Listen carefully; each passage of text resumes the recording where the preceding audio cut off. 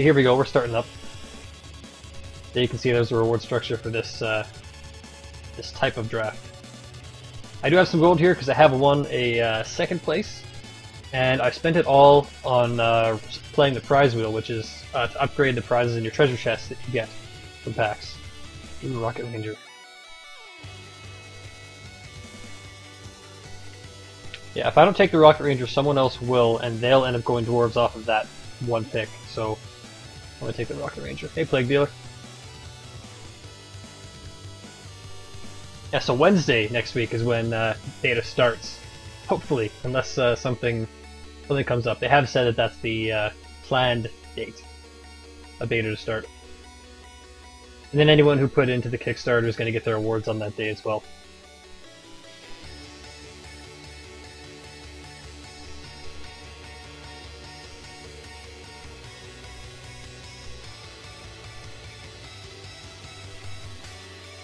So yeah, I'm completely on nights now. I'm on full Night Owl mode because Shutdown is starting, ironically enough, the same day that Hex goes into beta for work. So I'm on straight nights, basically 9 and 2, sometimes 10 and 2, sometimes 6 and 3. The schedule's all messed up, but I'm on straight nights for the next month and a half after next Wednesday. I took the website for closed beta down. Did they do that, Plague Dealer? xtcg.com.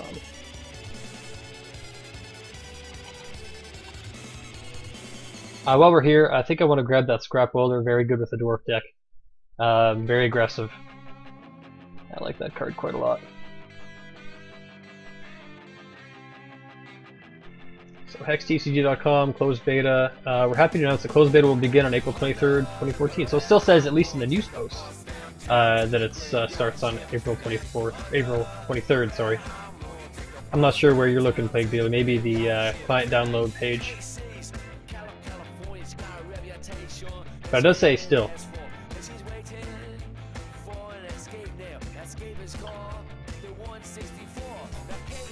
Yeah, I know I haven't seen you around for a little while there, Shindupa, so you might not be aware that all the cards are now in the game and all the balance changes have probably been made by the time that last patch came out. Maybe even the patch before that was the last balance change. And it should be locked now. Set 1 should be solved. That's the main site. Okay, so the front page used to have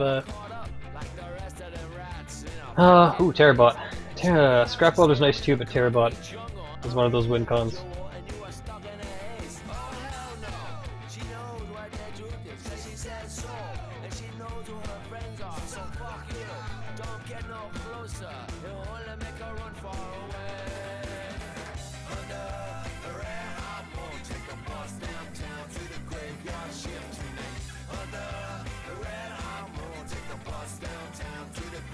So I have been playing for the first time, sadly enough, Final Fantasy X, while I've been waiting for Hex Beta to start.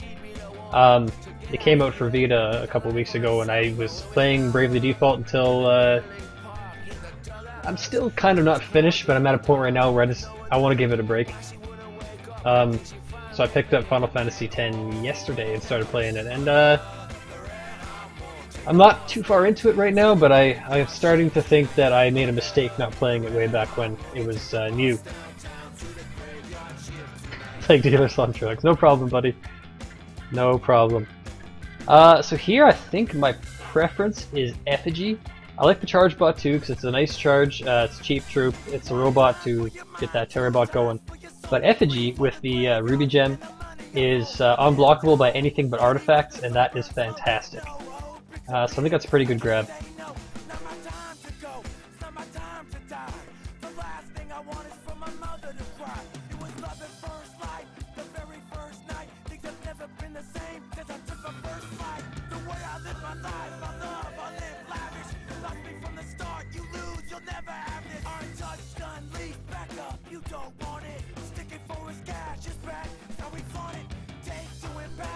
So yeah, right now is a really good time, if you do have alpha access, to take advantage of it and use those free drafts, because it's basically very valuable practice that you won't get any other time for free. knowing what kind of decks you're going to be playing against, knowing what decks you're going to be trying to play towards, and not having to risk any money on it. So you can try some things that maybe you wouldn't be so bold to try in the full game. Here I've actually got a pretty standard deck, looks like, going together. The Ruby Sapphire Dwarf deck, probably with a tilt towards Ruby, and a little bit of early aggression because I've got the Rocket Ranger Scrapholder and that unblockable effigy. I basically want to be pointing my troops straight towards my opponent and finish it before things get too out of hand. If I can get some Gem Crazed Berserkers in this deck, fantastic with that Ruby Gem, fantastic, unblockable with anything but Ruby and Artifact. But actually, this morning I played a draft with Aaron Squire and Havoc, and that deck took me to the finals. But unfortunately I lost against a semi-mirror in the end. Looks like someone else is taking a lot of the artifacts out of here. So I'm not going to be able to grab one. I might take that Mystic with that Ruby Gem though. It's a little bit expensive for just the 2 damage. But it does have the option of blocking as well.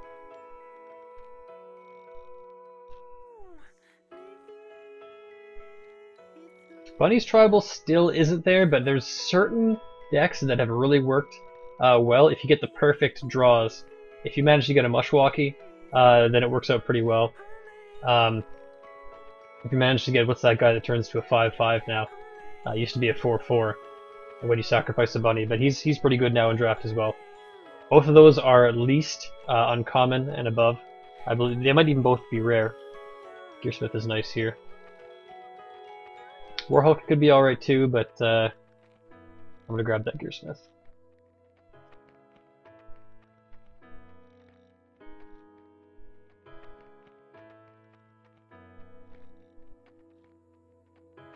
Shinhair Eulogist, I think? I wonder if Decoy's bot is still around.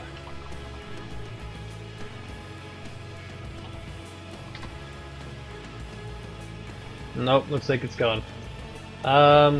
Maybe I can see if I can get Webbers to join again.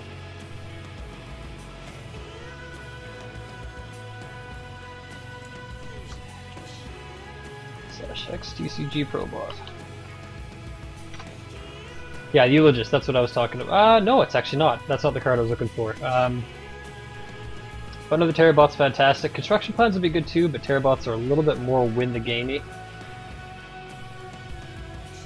given that flight keyword.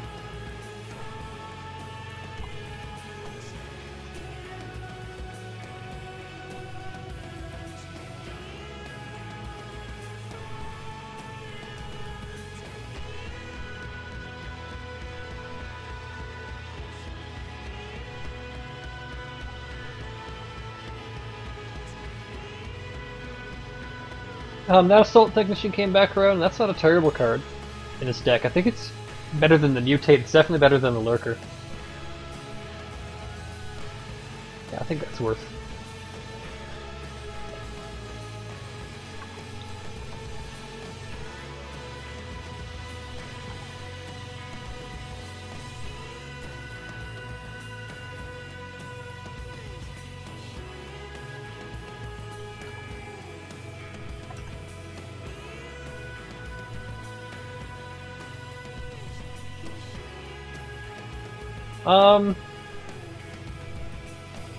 I think I may just hate draft the Monkey here. I'm probably not going to play Monkey, but it's technically a neutralizer, not exactly removal, but it can take one of your problem troops away from you and just turn it into a plain 3/4, which he can obviously block if he's got the 3/4 as well. I don't think I'll play the Assault Bot, so yeah, let's grab that. Hey, Siju? I'm guessing is how you pronounce your name there. Could be wrong, but had to take a shot. Again, another Assault Bot that I'm probably not going to play, so I'll grab that Survival of the Fittest, because hate drafting removal is usually a good idea. Cauldron Ritualist, yeah, Blood Cauldron Ritualist is the one I was looking for. Thank you, Plague Beater. Yeah, that's a pretty good card still. With the guaranteed poppers off of Monica Shin, I believe. Chargebot came back. I believe I like that better than the adaptable infusion device, so I'll take that. It's a body. It's a makes my Terrabots cheaper, and the charge is almost as good as a card draw, given that also gives me robots. The charge for free is definitely better than a draw card for 4. I don't love any of these. Shield Trainer has given me trouble in the future, though. It's pretty good in draft, although it does look like Diamond is pretty open here. So I may not have to worry about it after all.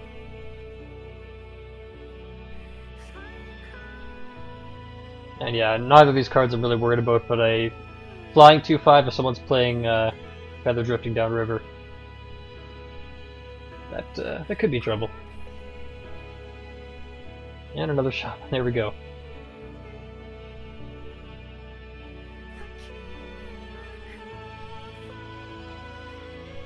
Okay, I see an Elimination Specialist here. That is a fantastic card in this deck.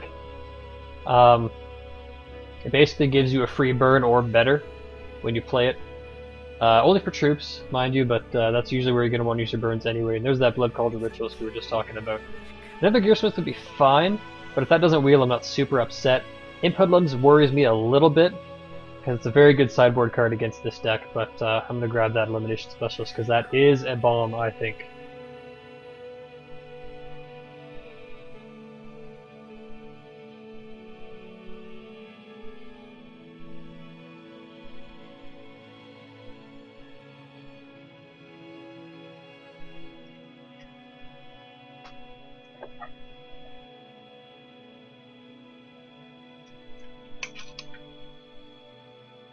So any streams that I have over the next few days are not going to be at my normal times. I would normally stream during the middle of the day, just because that's what makes the most sense. That's when my wife's at work. But since I'm on nights now, and through my maintenance turnaround at work, it's going to be from like 4 p.m. at the earliest, all the way maybe until 4 a.m., depending on if there's any need to be streaming that late. Hey, Cherry Nader.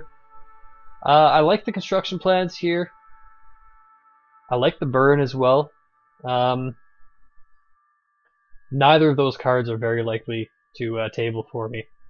Repel and Solitary Exile scare me a little bit, but we did see it, at least in the first pack, the diamond was pretty open.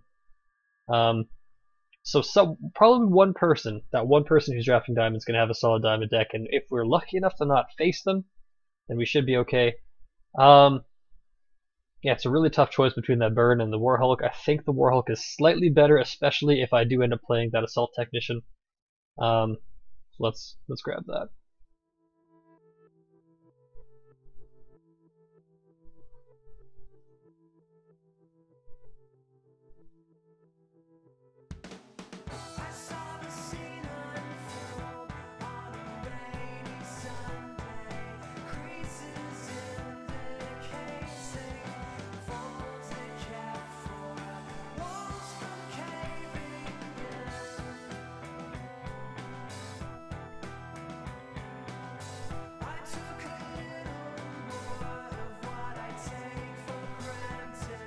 I think Wendigo is a good play here.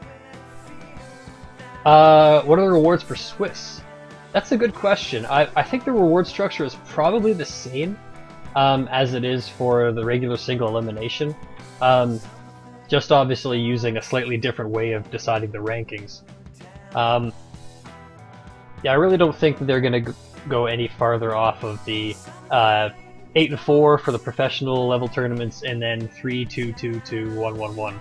I think is what the reward structure is for the casual tournaments. See, I think I'm going to grab the Wendigo here. Camera Commando is a dwarf, so that's fine.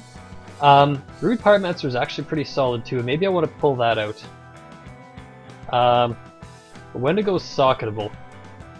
If I can make him unblockable, that's a lot of damage I can push in. Yeah, I'm going to grab him.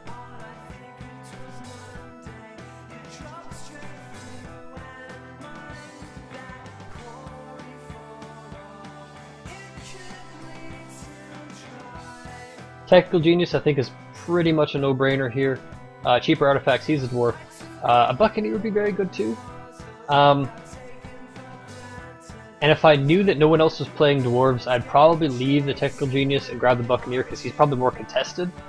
But I do know that other people here around this table are playing dwarves, because there hasn't been a lot coming back past first pick. So I'm going to take that Technical Genius, because if I have to pick just one card from this pack, I think that's the one I'm going to go for.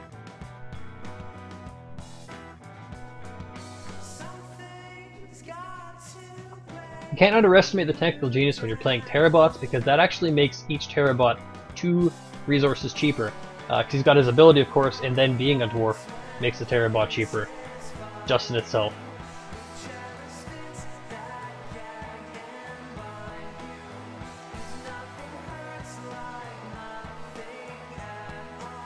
So playing a Technical Genius on the same turn as a Terrabot actually nullifies the cost of the Technical Genius itself. So say you got 5 resources, the Terrabot currently costs 5, you can play the Technical Genius and the Terrabot in the same turn, which is pretty powerful. Bombsmith is probably the easy grab here. Infiltrator Bot's nice too, but Bombsmith lets you nullify a little bit of that early game pressure, and if I playing against a lot of, say, what's the guy? Gemcra's Berserkers. That's a really nice hit against those. And someone's gonna have a really nice diamond deck here.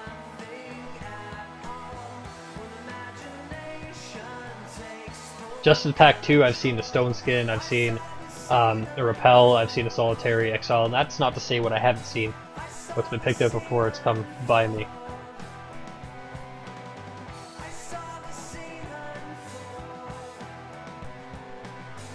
Another Technical Genius, that's probably my grab here. Yeah, I'd say Ruby Lance could do some work for me too. If that comes back around, I'd like to take it. But Genius looks like the card for me here.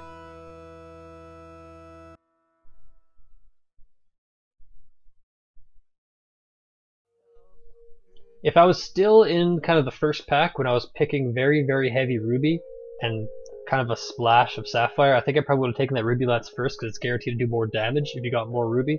But it looks like it's starting to push towards me having more Sapphire cards than Ruby in my deck. I still do want to have at least 2 Ruby Threshold out, so I get that unblockable gem on the go for my Wendigo and for my Effigy, because that is a 2 Ruby Threshold gem.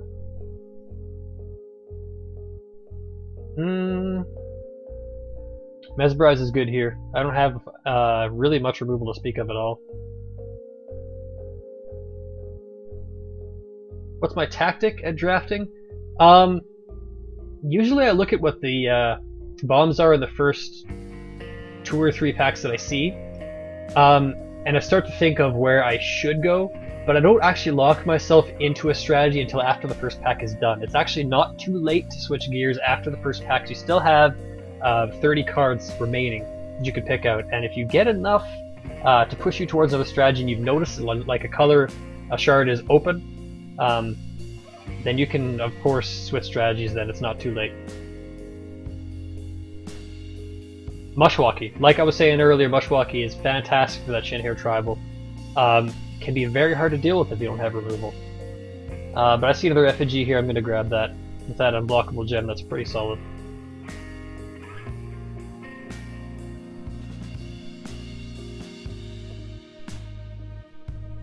Yeah, like right now, I'm locked into Dwarven Robot Tribal. There's pretty much no deck remaining for me in the 1 pack and like a third that I've got left that would work with the cards that I've got. Still, I mean, what I've got now, even if I don't get any more cards for this deck, it's still half decent. I'm still missing some pieces, but I wouldn't be too upset if not much else came around for my archetype.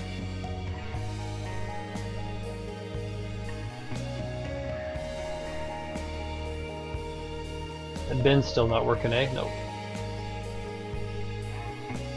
That'll be nice when that's implemented, because there's a lot of Sapphire cards here that I'm not actually going to use. I'm not going to use those Zodiac Shamans. I'm not going to use that Monkey of the Nine Tails. So if I could just toss those away to actually show me how many real Sapphire cards that I have.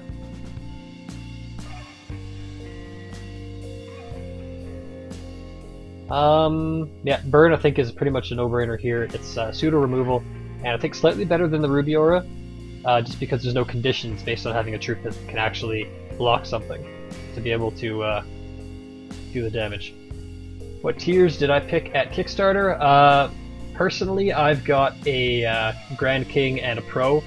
I think I've got a King as well, and I think I'm going to be giving that to a buddy of mine who I've convinced to get into Hex, and that'll kind of give him the ability to start with a bit of a head start. And I don't think I need the packs off of the King.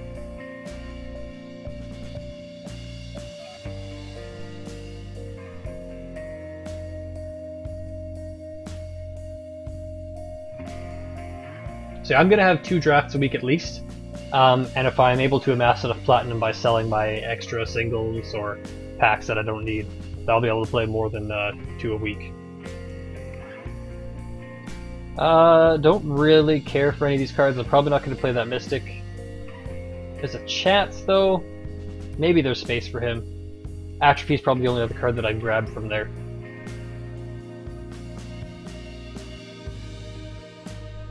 Only as a hate draft. Speaking of hate draft, Stone Skin is a really good hate draft.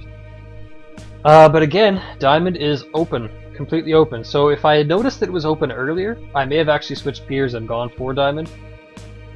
But by the time I saw so many good Diamond cards coming through, I was already pretty much stuck playing that Dwarf deck. And there's nothing wrong with that, because I still was able to draft a pretty solid Dwarf deck, and I'm only on the 2nd pack still.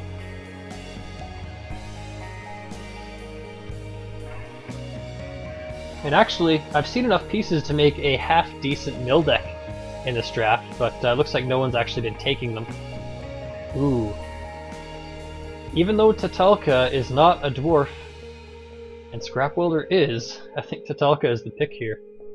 I'm gonna have enough threshold, because I'm going a little bit heavy Ruby, because I need the double threshold for that unblockable gem. That I think Tatalka is a good play here. Very hard to deal with a draft, because if you don't have the removal to take care of it early, it can at least kill one of your opponent's troops, and then all your damage is doubled, making it basically GG if you got unblockable like I do here.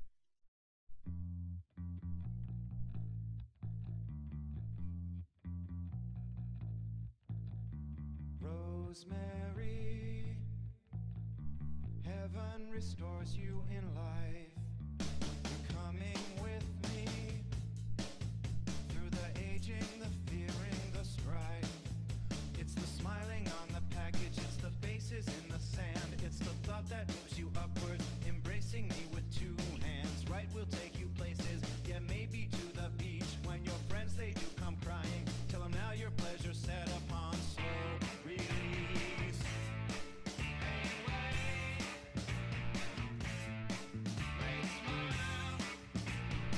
Ooh, this is a tough pack. Cause I've got pieces here I wouldn't mind having. I wouldn't mind another Gearsmith. I've got enough artifacts, I feel like, that a Gearsmith is an efficient card. But Relentless Corruption could be bad in 40 card decks. Murder, Inner Conflict. I'm not really worried about passing on that charge bot, but letting 2 good removal cards go to my opponents is scary. That diamond's gonna have that diamond deck is basically gonna be pure removal. Whoever gets it. Oh, it's a tough choice now. Yeah, I'm gonna hate draft that murder, because I know that someone's going for blood.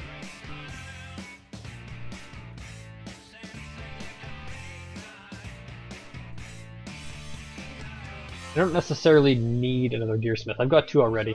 You don't want to focus too hard on the 1-drop slot. When I've got 2 Gearsmiths and 2 charge bots already, that's probably enough. Speaking of removal, that Mesmerize is probably a good pick for me. And another Bombsmith would be alright.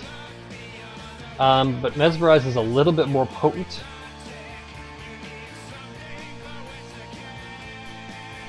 And that makes my only second, basically pure removal card in this deck.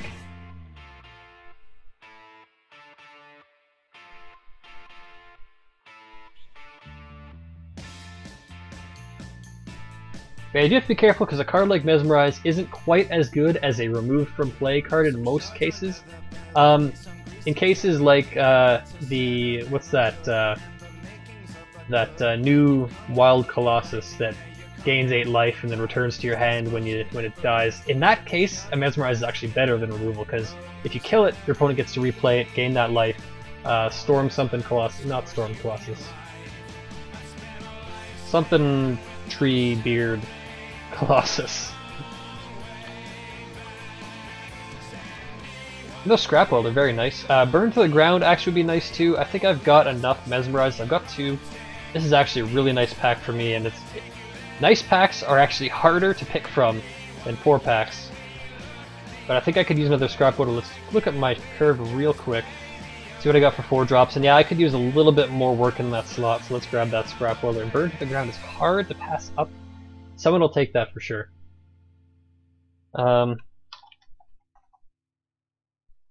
Wrathwood Colossus, that's what I was talking about. Yeah, in that case you want to use a Mesmerize instead of a Murder. But really, if your opponent has that card out on the board in draft, you've got trouble.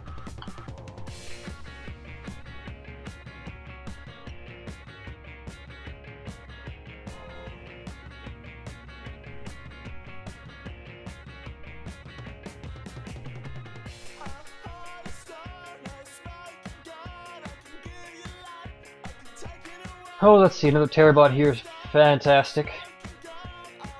The more of those the better, pretty much straight up.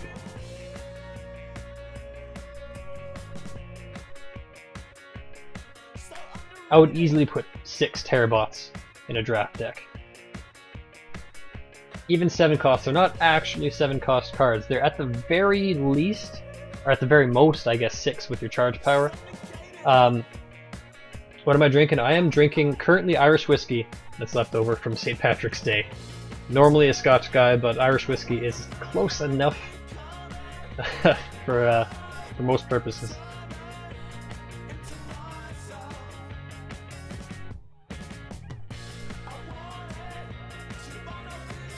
I don't think I have room in here for another 5 drop, so Assault Technician is probably not my pick. Another Bombsmith would be fine, I think. I think I'd prefer that to the Cavern Commando.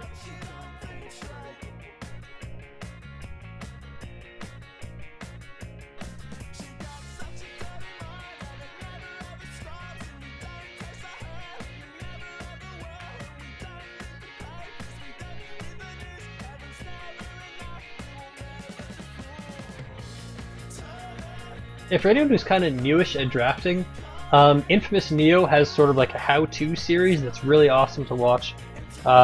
Infamous Neo was one of the Clan Blackblade guys that might as well be a Hex TCG Pro guild member with how close he is to the guild.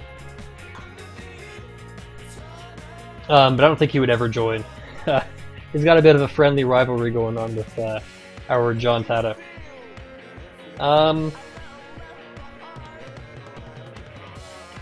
Yeah, really I don't think there's any picks here that I want for my deck.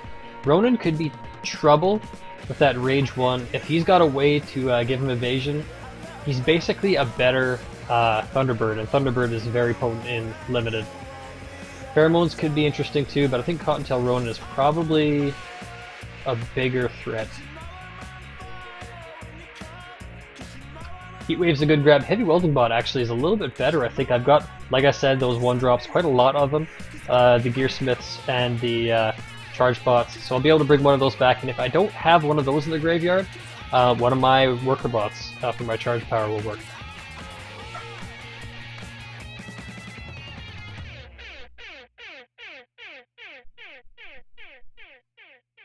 Scrap Welder came back around. That's awesome. Looks like I could use another one of those. Yeah, I'm actually going to bring up the link to xtcgpro.com for that Infamous Neo draft series.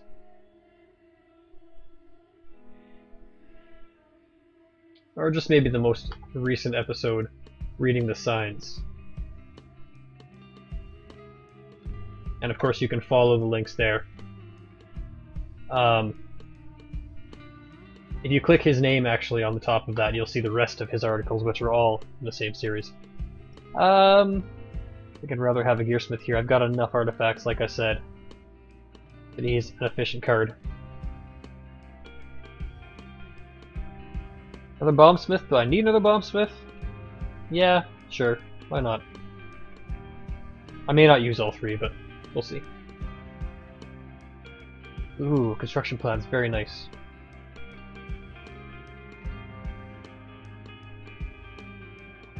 So yeah, since that Blood Cauldron Rituals is coming back around, I don't think anyone's playing that Mushwalkie deck, so I feel okay about that.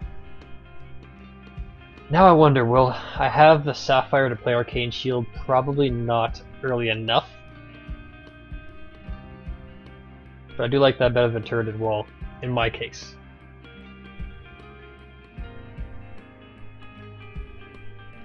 I'm not really worried about Shadowgrove Witch.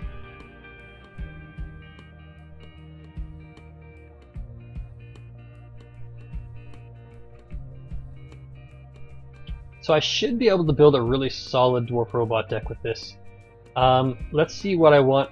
For absolute certain, I need the removal, so Mesmerize is a definite add. Time Ripple's probably an add too, but let's see if I've got space for it. All my Terrabots for sure, all my War Plans for sure. What else do I definitely need in this deck? Elimination Specialist, I'd say. I think I want to go heavier Ruby if I can hack it, because like I said, I do need that double threshold for that gem. So let's grab all of my good Ruby cards right off the bat here. Assault Technician is a maybe, I think, still, but 2 Bombsmiths at least. We'll see where my curve is if I can afford to get more of those.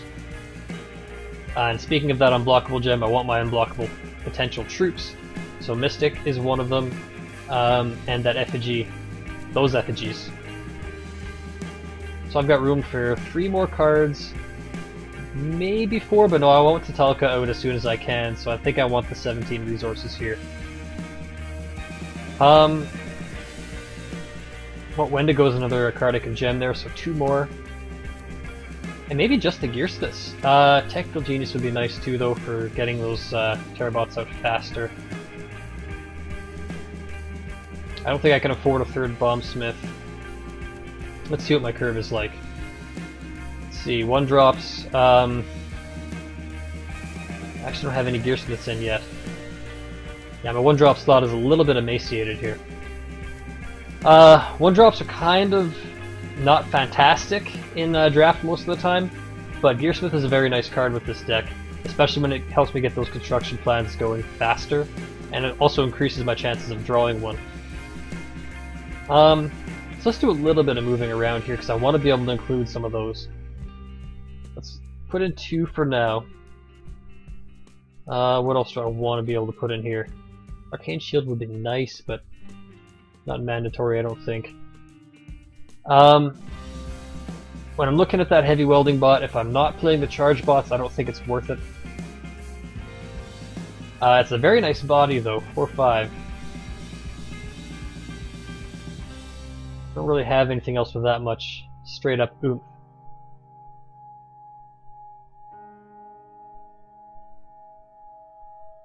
But let's see, at the 3 1-drops, 1, 2, 3, 4, 2-drops, 4, 3-drops. That's kind of not as much as I'd like to have, but there's not a lot of cards here in my pool that would fit there that I want to use. Cavern Commando was pretty much garbage.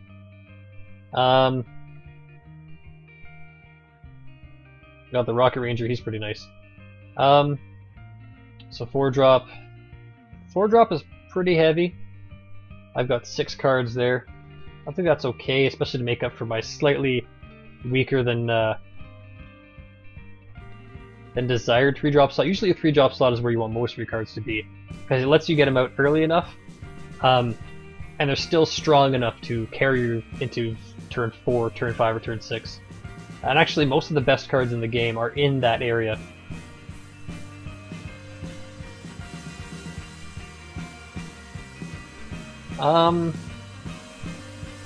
This might be good enough.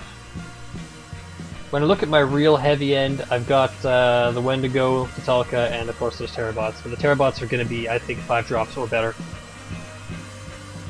I would like to find room for that Time Ripple, I think. Got a couple Mesmerize, but Time Ripple also does handle things like it'll take care of a Soul Marble for a turn.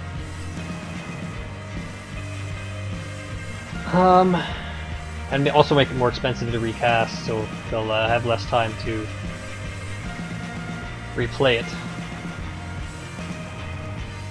But maybe that's a sideboard move. I'd like to get the Technical Geniuses in there as well, but like I said, I want to go as heavy Ruby as I can afford to be, of course, for this gem, more than anything. The Prime Ruby of Intensity, is it? Nope, it's the Ruby of Flames. That's the one. Which I can socket into all of my socketable cards because it is a minor gem. Now I can only have 4 at maximum, so I actually can probably afford to put away one of those Mystics. Because I've got a Wendigo, I want to keep the effigies because they're in that 3-drop slot. They're easier to cast early. And it's got the same amount of attack as a Mystic. When you play that unblockable gem, what you want to be using those troops for is aggression. So yeah, I'll put away one Mystic. Let's take one of those gems out because you can only use 4 maximum. How do I unselect it? Actually don't have to do that very often. I'll just put another gem in, I don't really care. And make sure that that is the version to go. Yeah, that's right. Good. And just double check on this side, I guess, yeah. So I do have one more slot that I can afford to fill. Hey, the boss.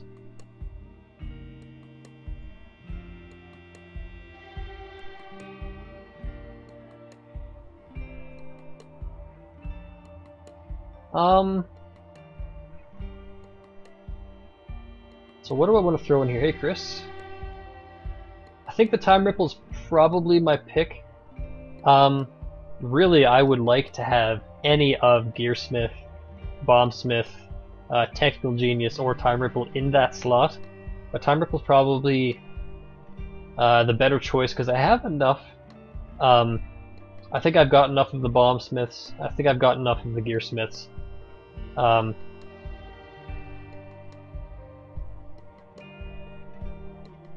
Technical Genius would be nice, but I think this deck is a little bit more on the aggressive side, and I want to push that advantage instead of trying to force out the later game.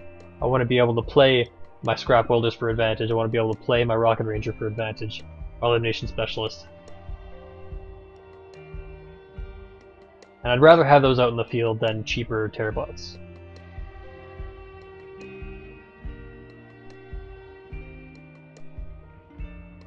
Yeah, I think that's where I'm going to sit.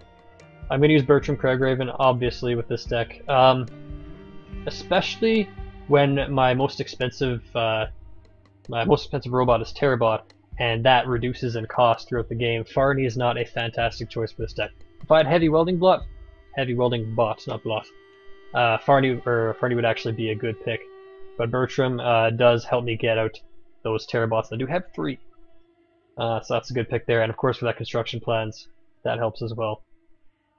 So I'm going to pick my resources, and like I said, a little bit closer towards Ruby than to Sapphire. I might be looking at 10 and 7, at most maybe 9 and 8. But let's put 10 and 7 in and do a little bit of math to see how that works out for my draws. So for people who have watched before, you know that I like to use a hypergeometric calculator to figure out my probabilities on my draws. If you haven't watched before and you're not familiar, I use the one on stattrek.com. Just Google hypergeometric calculator. It's the first result. Very easy. So population size 40 cards in deck, number of successes. What am I looking at? What do I want to be able to play? So effigy with the Ruby Gem, it doesn't necessarily need to have that Ruby Gem active the turn you play him, because you're not going to swing to the following turn, till turn 4. So having 2 Ruby on turn 4 is enough for that one card to be online where I want it to be, when I want it to be. That's really the only card that I need as early as that with Double Threshold. Turn 5 Tatalka would be pretty good too. And I think I'm happy enough with a turn 5 swing on Effigy. So I'm going to say by turn 5 I want to have 2 rubies. So number of successes with 10 rubies in deck. Sample size by turn 5 I've got 12 draws all in all, assuming that I played first. And number of successes, I just want 2. And that's an 88% chance with 10 ruby shards. That's probably enough. But I also want to look on the other side of things. If I've got more than enough sapphire shards, I can afford to put more rubies in to make it a little bit more likely than 88%. Let's see what I want to be able to play from sapphire. I'd say probably the earliest move from sapphire that I want to be able to guarantee is that mesmerize. Gearsmith would be nice too, but mesmerize is where I really want to have sapphire online to be able to deal with those troops by turn 3. So let's say with 7 sapphire in deck, sample size, by turn 3 I'll have 9 draws altogether. Again, assuming play first, and I want 1 of those sapphires out of 7. My chances of that are 86%, and that's pretty much jiving with where my ruby was as well. 86% on either side of the board for what I want to be able to play is pretty solid. 90 is kind of the ideal, that's what you want to shoot for, but an 86% deck is consistent enough, I think, especially in draft. When decks are kind of built piecemeal and you kind of just got to do the best with what you got. So let's save this. I feel happy with that deck. And given how much time it took to build that, 10 minutes is longer than usual. So everyone else should be finishing up pretty quickly here. Shouldn't have too much time to wait.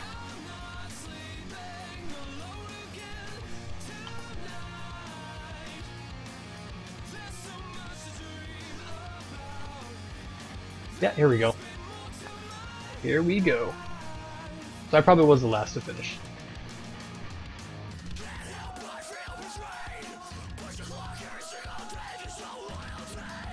So playing against Granador, who goes first. Or at least decides if he wants to go first, that's new in the last patch. And now, in best of 3 matches, you actually do have the person who lost the first match. Ooh, that's not a good draw at all. The person who lost the first match actually gets to choose without even a coin toss, so it's working the way it should be. Get best of 3 in Proving Grounds, that'll be really nice for the tournament. Ooh, and that's rough too. I don't want to get stuck on 1, so I'm going to have to draw that again. Mulling to 5 isn't a game killer, but it hurts quite a bit. At least I have those 2 rubies in hand.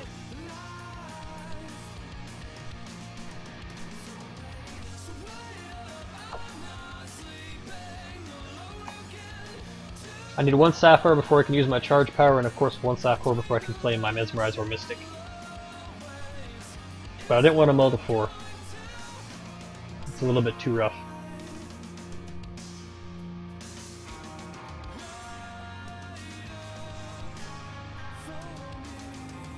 So here's that, probably that Shin-Hair tribe that the Plague Dealer was mentioning a little bit earlier.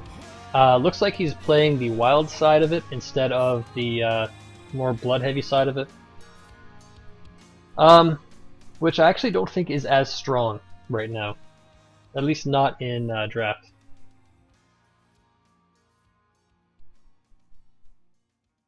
It is a little bit more obvious, a little bit more easy to play Bombsmith against that. Howling Brave is fantastic. What a good turn, too.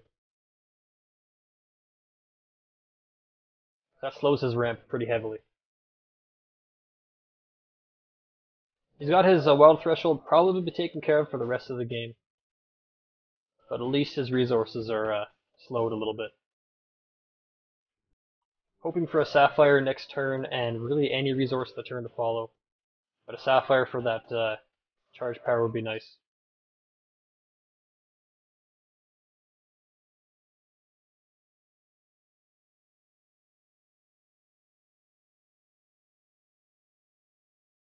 Maybe he's playing blood. I wonder if he's playing that Mushwalkie.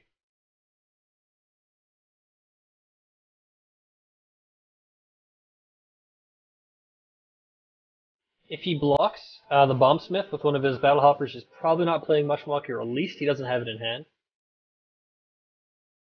Because he'll want to keep as many of those alive as possible, and 1 damage really doesn't hurt him very much. Don't need to play that Workabout right away, because he's got nothing I need to chump out, and my Terrabot's not going to be playable anyway. So I'm going to hold on to it.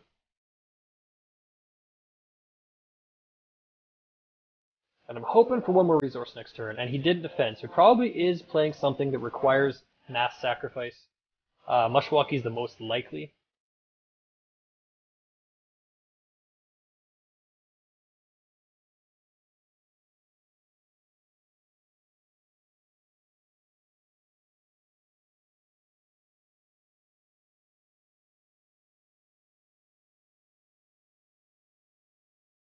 Oh, he's got a sensei, so he's got a competent blocker now.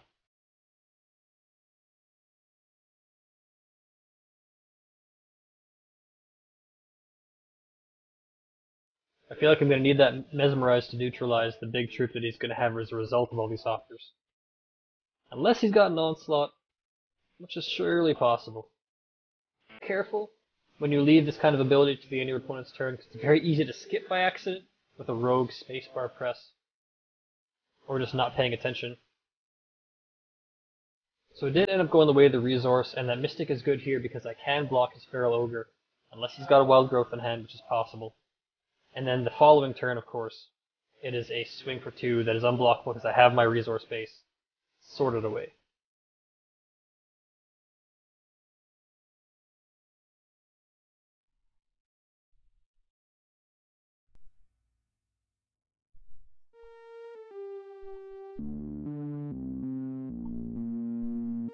Now if he attacks with this Feral Ogre this turn, it's very likely that he has a Wild Growth in hand. Most of the time people don't bluff like that because it's a big risk to make. Oh, he's playing 3 shard. Interesting. I wonder what that ruby's for. Interesting that playing 3 shard, his deck actually seems to be working for him so far. Because he's got, probably has his resource base taken care of. I mean, if he's splashing ruby, he probably doesn't need any more than 1 threshold. And he's got a competent board state. This is working out pretty well for him. Wailing Banshee, unblockable except for against artifacts like, for example, our good old Warhulk.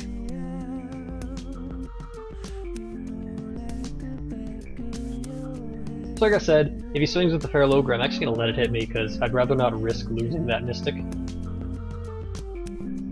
And he did. So I'll do that tap, of course. It's too bad I wasn't able to get another robot out to transform that this turn and be able to block that Banshee.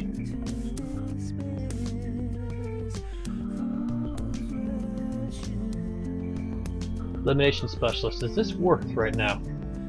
Or how many artifacts you control? And I control 2, so I can destroy its Feral Ogre, for example. Yeah, that's my best play right here.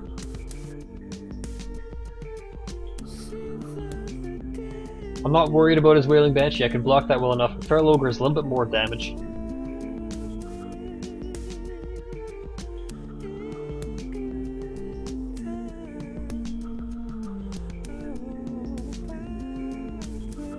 Let's kill that Feral Ogre.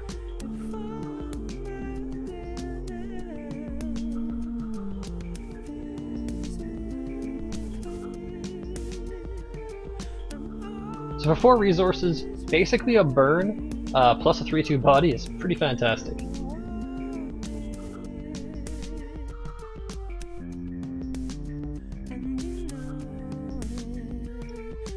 I'm gonna actually swing with that Mystic because he won't be able to give me a counter on that construction plans.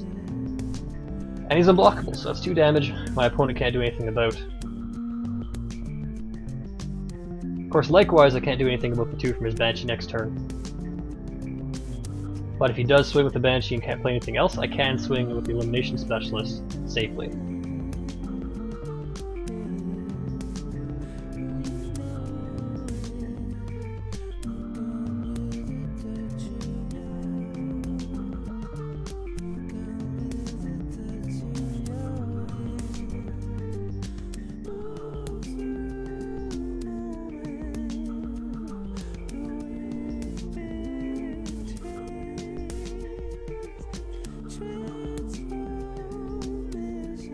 Oh, there's that Ritualist.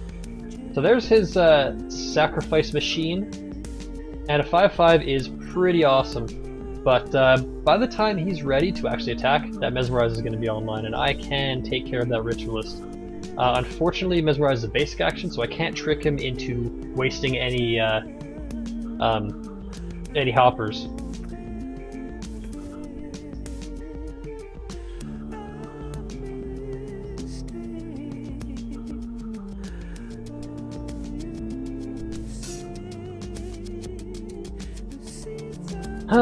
Yeah, I'm not gonna bother blocking with the worker bot. I'll keep that and just take the 2 damage. Not worth.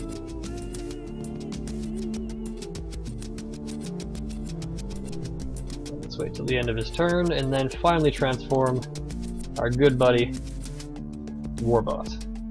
Warhulk.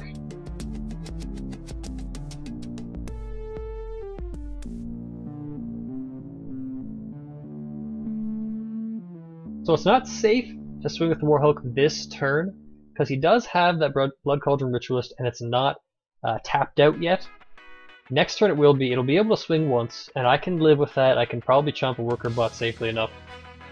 But once it's tapped out, it's a good time to go ahead and mesmerize it. I think here I want that Scrap Welder. That's going to bring the Terrabot down to 2 cost, but still not enough. However, it's early damage. It's 5 damage this turn. So I'm going to throw that out here.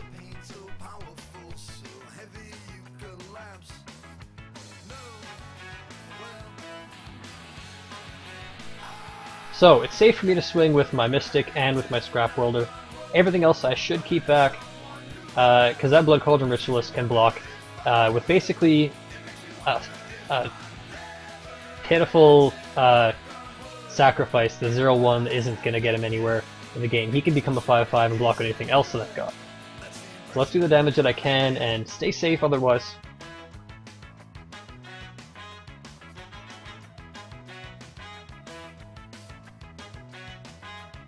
I'll wait for him to attack. I'll probably block with the Worker Bot. Because I'll still be able to afford that Terrabot.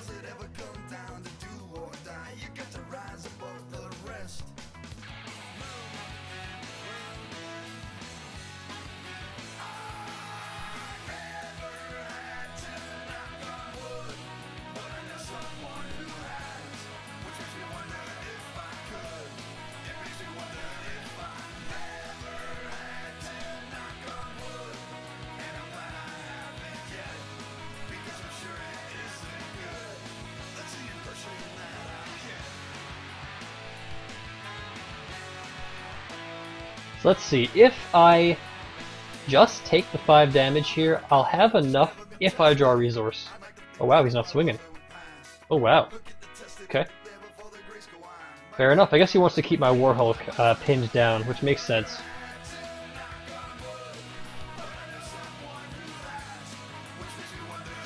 But that frees up my resources to easily use that Terrabot with no worries.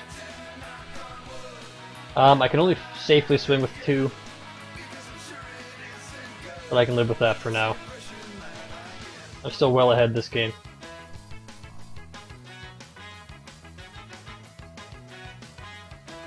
And he won't be able to do anything against that Terrabot next turn. This matchup makes me happy that I hate drafted that Survival of the Fittest and that Murder. Yeah, see you, Plague Dealer. Thanks for coming by. And I should be streaming for the next 3 or 4 nights, maybe not 4, 3 nights straight, because I do go back to work so soon, for straight nights, and last chance to get the free drafts in, so I should be on quite a lot. So I'll probably see you then.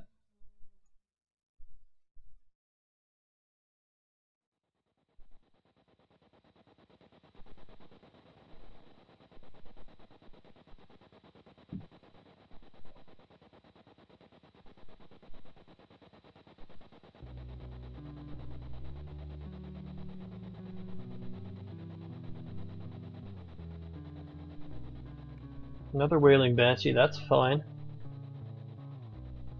Doesn't stop any of either of my big attackers here. Wouldn't mind drawing on that Time Ripple now actually, because I'd like to be able to ripple that Ritualist and swing it with my Warhulk. That would be nearly fatal damage. He'd have to actually block with his only 3 remaining attack troops, to kill it.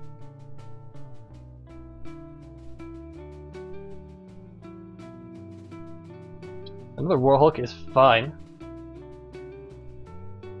Will I have enough? Let's see, 1, 2, 3, 4, 5. Yeah, that's enough untapped robots at the end of next turn to transform it right away.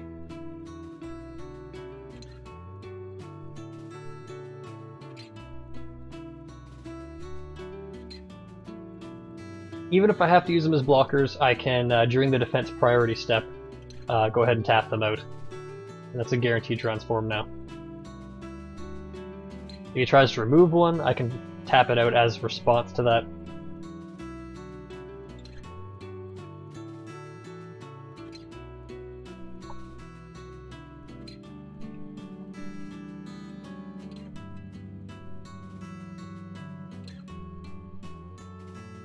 And he didn't have anything, so that's game.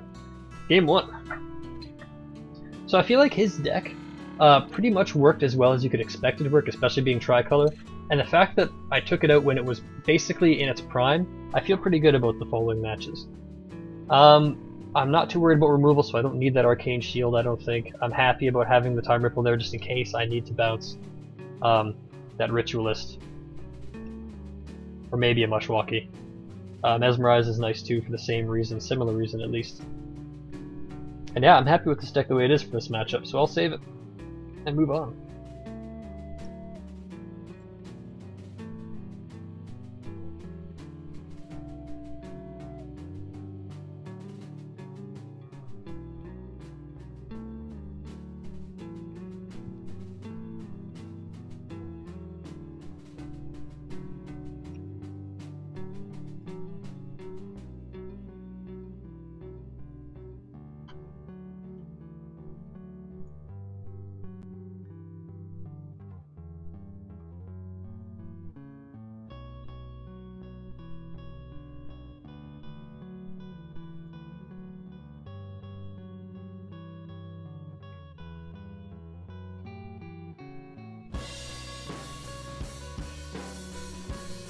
Now, Explosions in the Sky as a band, they're so predictable. You always, they got the same, quiet sounds building up to this big build-up and big explosion in this fireworks, basically.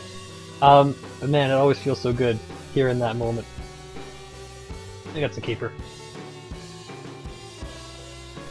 Only need one Sapphire by turn 5, I feel like, in this hand. It's good enough. As long as I never get stuck too. But if I've got 2 resources in my initial hand, I never mulligan, unless I absolutely have an awful hand otherwise. Like I got 2 and then all 8 drops in my hand.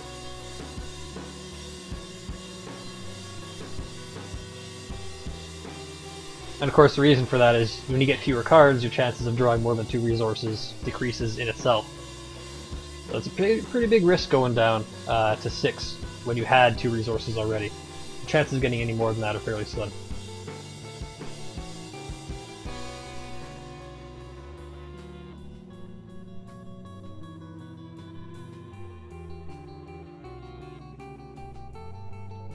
I'd like to see that Howling Brave again so I can Bombsmith them, and I'm probably going to actually hold that Bombsmith back because I don't need the 1 damage per turn. I'd rather remove one of his troops guaranteed. So hold that back for now. And instead, play my construction plans. If I absolutely need to, I can play that Bombsmith next turn for a tap out. I've got my worker bot.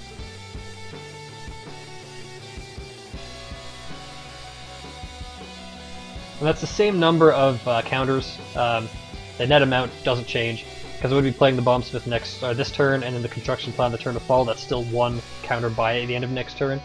Same deal as if I played the construction plans this turn and saved that 1 damage. Skirmisher, ooh, I like the feel of that. That is a very good use of Bombsmith. Very good use. And a very good gem, actually, for that Skirmisher. That's actually why he's playing Ruby. He doesn't have it quite yet, and he needs 2 rubies, actually, to get that gem online. But when he is not blockable by anything but his color and artifacts, there's only 2 colors that can stop him from buffing every turn. Yeah, I'm really happy that I held back that Bomb Smith. That was a good move.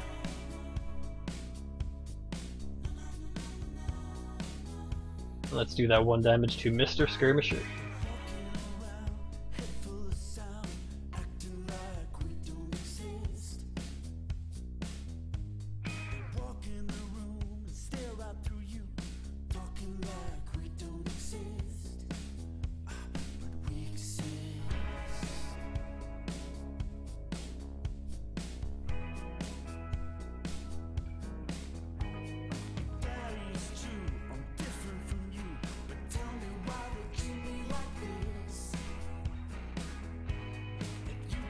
Scrap Welder next turn is 4 damage right off the bat. 5 damage, sorry. I think that's a little better than playing the Mystic a turn earlier. So he doesn't have the blockers, I can probably still swing in with that Scrap Welder. Even after he's no longer flying and hasted. And extra big.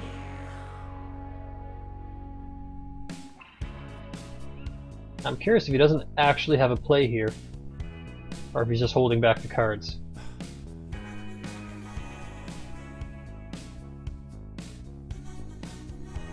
He should have his threshold mostly sorted out except for that Feral Ogre, which needs 2 Ruby. Sorry, 2 Wild.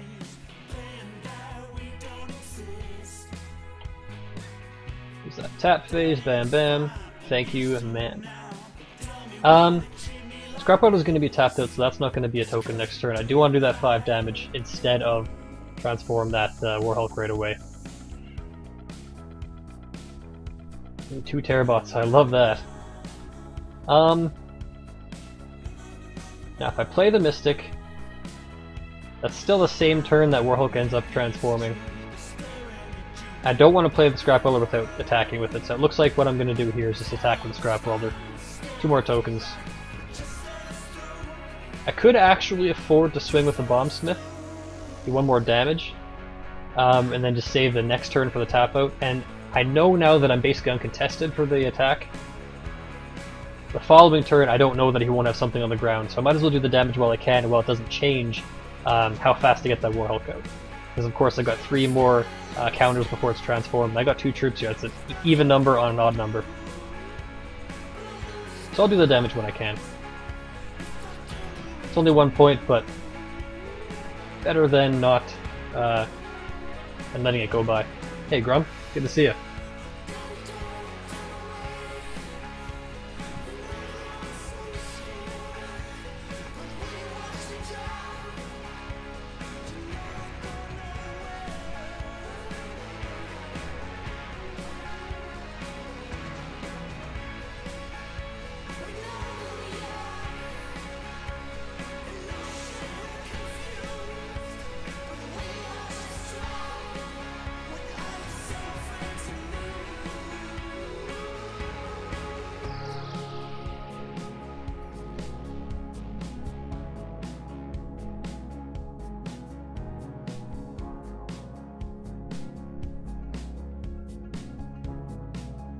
Mr. Brave.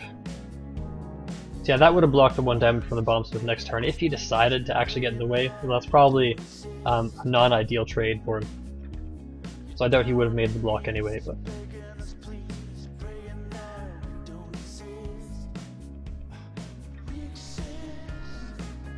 If I don't draw another card, or sorry, another resource, I can play a Terrabot now. If I do, I think I want to get the Wendigo out first, because that's more damage and faster.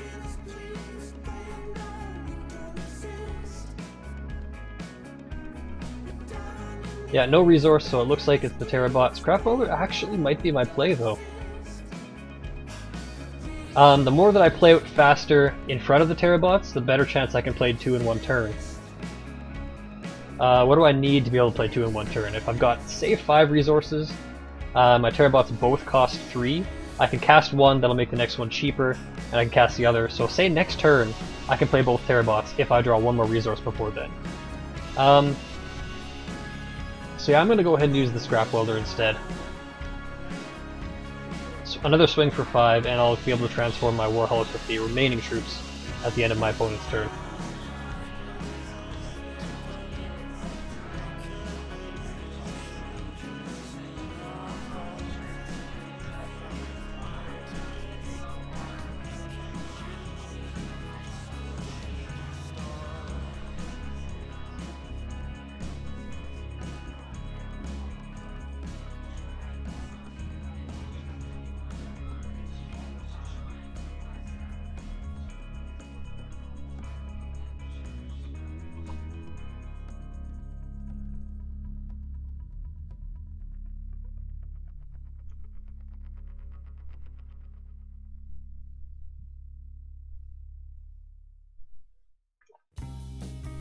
So I got a pretty good feeling about this first match. Already 1-0, and very likely that I'll be able to finish this match 2-0. There's not much I don't think he can do against 2 Terrabots coming in next turn. He's already pretty far behind on damage. He could play something heavy with that Howling Brave. Ooh, and he's got a terrible transfer taking out one of my Scrap Welders. That is certainly a case to tap that out in response. And I feel absolutely fine about that move. Because he's tapped out for resources this turn, he can't play anything else. And I got my counter, so I'm happy. And he might have been trying to prevent that, forgetting that I could tap out a troop in response to an action, because this is, of course, quick action speed, that construction plan's ability.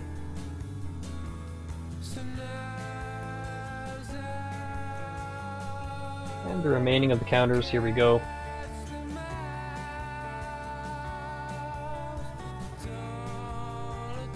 And he's got nothing to block that 5.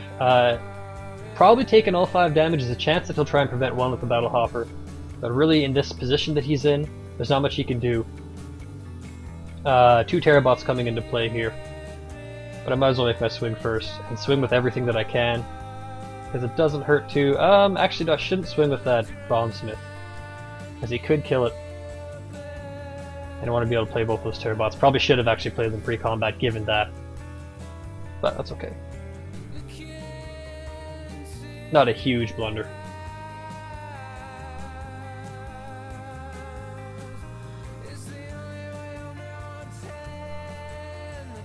Interesting. Tapped out for a resource. You could actually have a Wild Growth here for that Battle Hopper to kill a Scrap Welder. Won't save him. That's something that I didn't consider, and it's certainly possible.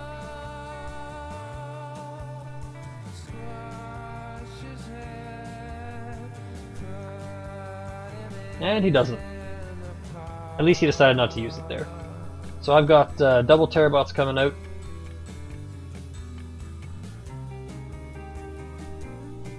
And yeah, this is why these Terrabots, this is why I didn't play Farney and I played Bertram instead. Because now the most expensive troop that I've got is, sorry, the most expensive artifact is 1 cost, and that's 1 damage. Not worth it for 5 charges.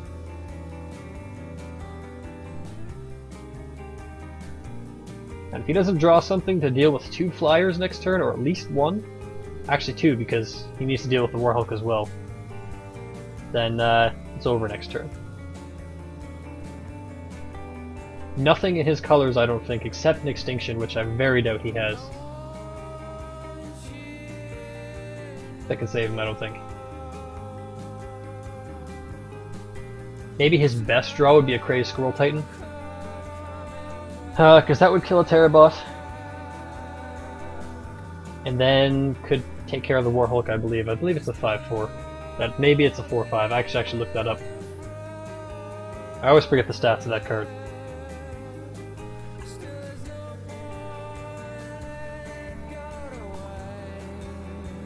Crazed Squirrel Titan is a 4-5, so it would not be able to kill the Warhulk, but it would be able to prevent all the damage from it.